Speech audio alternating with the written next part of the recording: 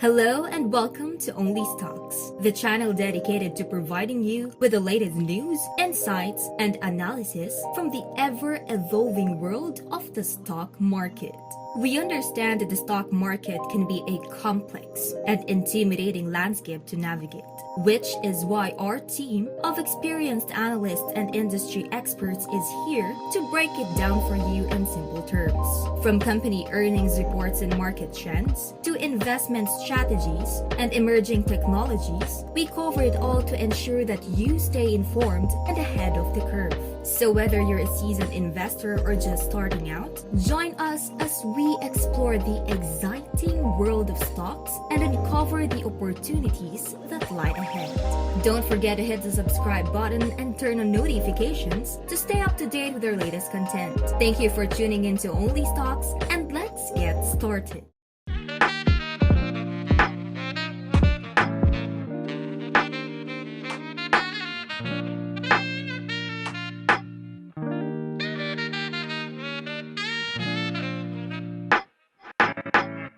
In today's video, I'm excited to share with you the top 8 mutual funds from Fidelity that offer great growth potential for long-term investors. When selecting these funds, you can follow a simple methodology based on 4 criteria. First, the funds need to have higher than average returns, comparable to the S&P 500. Second, they should have relatively low expenses to minimize costs. Third, the risk associated with these funds should be considered medium to low. And finally, aim for some diversity among the funds to provide a well-rounded portfolio. The first fund I want to discuss is the Fidelity Mega Cap Stock Fund, FGRTX. This fund serves as a strong foundational option in your portfolio. Its performance has been comparable to the S&P 500, with a 10-year return of 11.98%, a 3-year return of 15.59%, and a year-to-date return of 2.25%. Keep in mind that these numbers may vary depending on when you watch this video. This comparison to the S&P 500 provides a helpful reference point. Now let's talk about some key details of this fund. The expense ratio is 0.61%, which is relatively low, indicating that the costs associated with investing in this fund are reasonable. It also has a dividend yield of 1.27% and a capital gains distribution of 5 cents per share. Speaking of capital gains, let me briefly explain what that means. Capital gains are profits made when the fund or its assets are sold, and these gains are shared among the fund's shareholders. You have the option to either withdraw the capital gains as a cash, similar to a dividend, or reinvest them back into the fund. Just keep in mind that regardless of your choice, you'll be subject to capital gains tax, which can range from 0% to 20% based on your individual tax rate. So it's important to be aware of this when it comes to tax time. Now let's touch upon the turnover rate of the fund. The turnover rate represents how frequently assets within the fund are bought and sold. A low turnover rate means there is minimal selling activity, while a high turnover rate indicates a lot of buying and selling. It's worth noting that a high turnover rate is not necessarily a bad thing. Typically, actively managed funds tend to have higher turnover rates, which can sometimes result in higher capital gains distributions. However, this is not always the case. The strategy of Fidelity's Mega Cap Stock Fund is to invest at least 80% of its assets in the common stocks of companies with large market capitalizations, similar to those found in the Russell Top 200 Index or the S&P 100. This means the fund focuses on established companies with significant market value. Remember, this is just the first fund on our list, and we'll explore more options that meet the criteria for the top 8 growth funds from Fidelity. Within the Fidelity Mega Cap Stock Fund, these large companies account for 44% of the overall fund. These companies are considered mega cap, meaning their market capitalization is 200 billion or more. With a total of 104 assets, this fund offers a decent level of diversity across different sectors. What makes this fund noteworthy is its impressive 3-year return of 15.59%, which is one of the highest among the funds we're discussing. Despite focusing on the largest companies, this fund manages to deliver strong performance and stay on track. Now let's talk about the Fidelity Healthcare Services portfolio, known as FSHCX. Over the past 10 years, it has shown a respectable performance with a return of 14.6%. The 3-year return is also solid at 14.5%. However, the year-to-date performance is not so great, standing at a negative 8.3%. While this may not look promising at the moment, it does present an opportunity to buy into the fund at a lower value. The true impact of this fund is better assessed over a longer time frame.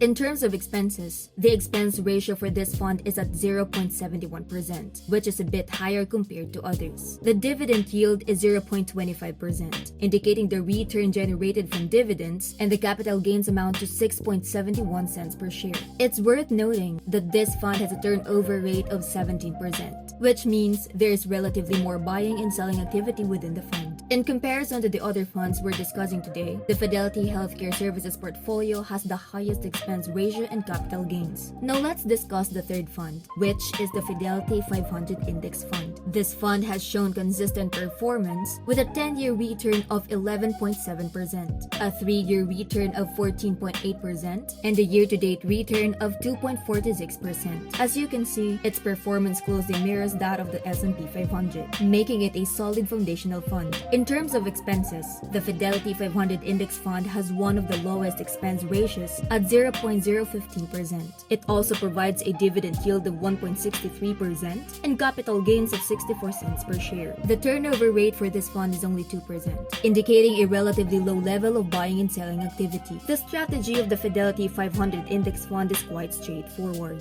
It aims to replicate the performance of the S&P 500, which is evident in its performance results. The fund's top 10 holdings make up 25% of the overall portfolio, and it includes slightly over 500 holdings in total. Now let's discuss the fourth fund, which is the Fidelity Nasdaq Composite Index Fund. This fund has shown impressive performance with a 10-year return of 14.47%, a 3-year return of 14.18%, and a year-to-date return of 9.48%. It stands out with its strong performance over the 10-year period and year-to-date. In terms of expenses, the Fidelity Nasdaq Composite Index Fund has an expense ratio of 0.31%, which is relatively low. Its dividend yield is 0.8%, and there are no capital gains for this fund. The turnover rate is at 4%, indicating a moderate level of buying and selling activity. The fund's top 10 holdings make up 44% of the overall portfolio, which is spread across over 3,000 funds. This diversification helps to provide exposure to a wide range of companies within the Nasdaq Composite Index. Now let's discuss the fifth fund, which is the Fidelity Growth and Income Portfolio Fund. This fund has shown a 10-year return of 10.45%, a 3-year return of 19.94%, and a year-to-date return of negative 0.13%. Although its year-to-date return is negative, it's important to consider the long-term performance. In terms of expenses, the fund has an expense ratio of 0.57%. Its dividend yield is 1.6%, with a capital gains of 83 cents per share. The turnover rate for this fund is 12%, indicating a moderate level of buying and selling activity. The investment strategy of the Fidelity Growth and Income Fund focuses on both dividends and capital appreciation. It seeks growth in value stocks, as well as potential bonds. The top 10 holdings of this fund make up 35% of the overall portfolio, which consists of 217 assets. The mix of holdings in this fund is slightly different from other growth funds due to its emphasis on dividends. It stands out with a higher 3-year return of 19.94% and a higher dividend yield of 1.6%. Next, let's talk about the sixth fund, which is Fidelity's Large Cap Growth Index Fund. While this fund hasn't been around for 10 years, it has shown a 3-year return of 14.56% and a year-to-date return of 8.98%. In terms of expenses, it has one of the lowest expense ratios at 0.04%. The fund has a dividend yield of 0.8% with no capital gains, and the turnover rate is 14%. The strategy of this fund differs slightly from the others as it focuses on the Russell 1000 Growth Index. However, you'll still find many of the same companies in its holdings. The top 10 holdings make up 43% of the fund, and it currently has 518 assets. This fund stands out with its low expense ratio and strong year-to-date growth. The only drawback is that it hasn't been around for 10 years, so we don't have a long-term view of its performance. Moving on to the seventh fund on our list, we have Fidelity's Total Market Index Fund. This fund has shown a 10-year return of 11.12%, a 3-year return of 14 13.37% and a year-to-date return of 2.11%. With an expense ratio of 0.02%, it's one of the lowest among today's funds. The dividend yield is 1.55%, which is one of the highest on our list.